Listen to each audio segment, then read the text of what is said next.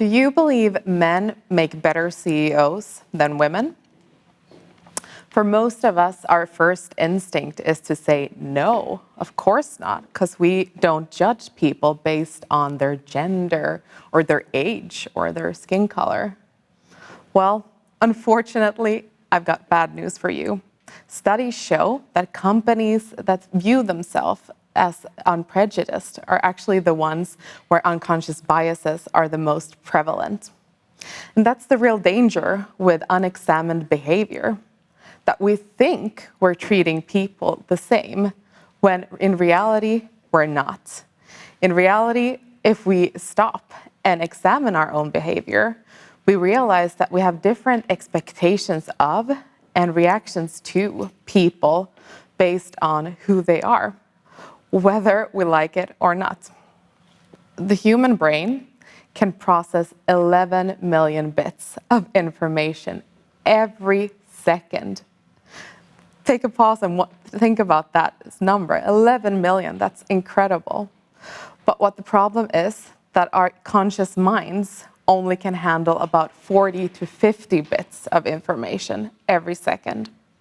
So that means that sometimes our brains need to take cognitive shortcuts to help themselves along the way to process all of this information. And in the workplace, this can be that when I ask you to imagine a CEO, you automatically often see a man. Whereas if I ask you to imagine an HR manager, often all of us see a woman, especially in a Swedish context where 8 out of 10 HR managers are women. And these reactions that occur in our brains in just milliseconds can have a huge impact on how we judge people, on who we see as competent, and who we see as suitable for what role. And there's a case study to prove it. The woman in the photo is called Heidi Roizen, and she's a venture capitalist and entrepreneur in Silicon Valley. She's also the subject of a case study that's been conducted at Columbia, at Harvard, and the recent one that I heard of was actually conducted in Oslo, Norway. And the case study goes something like this. You take a group of students, in this case business students, you give them a case where they get to read about an entrepreneur and a venture capitalist in Silicon Valley. And after they've read the case, they get to answer questions about the entrepreneur, ranging from personal to business related. But there's one difference between the groups. Half of the group have read about the entrepreneur as Heidi Roizen, and half of the group have read about the entrepreneur as Howard. So I thought we could take 2 questions from this case study and look at the results. So when the students were asked if this person was a good leader, when they were reading about the entrepreneur as a Howard, 72% said that he was a good leader. So that's close to 3/4.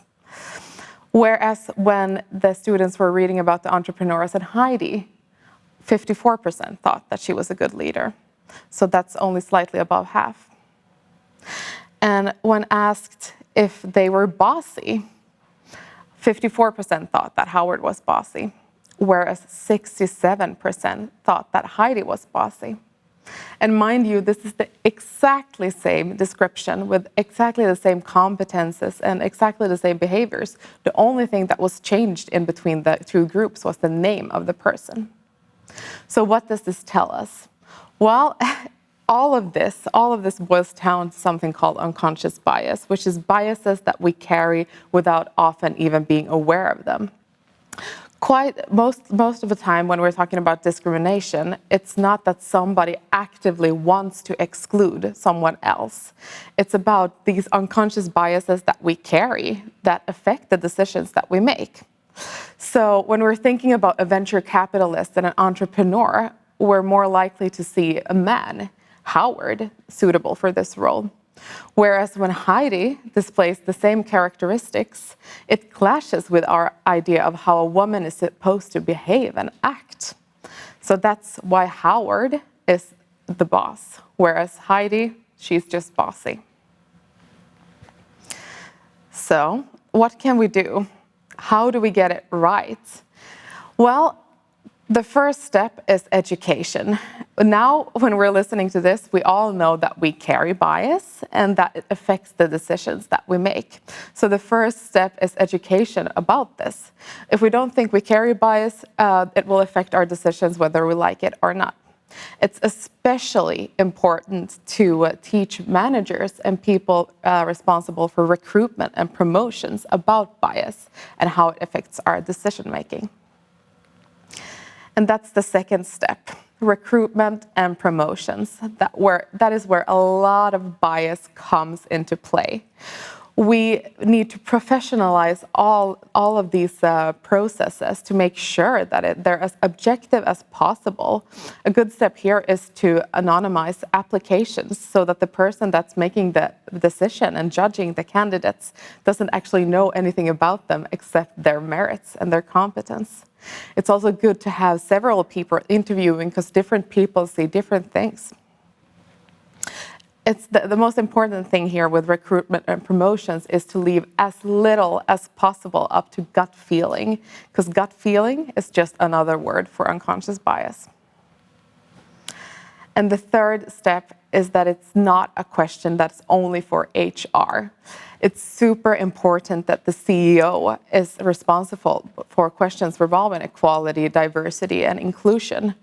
Because when the CEO is responsible, it shows that it's something that is important for the entire company, not something that women or minorities are supposed to solve themselves, because most of the time they can't.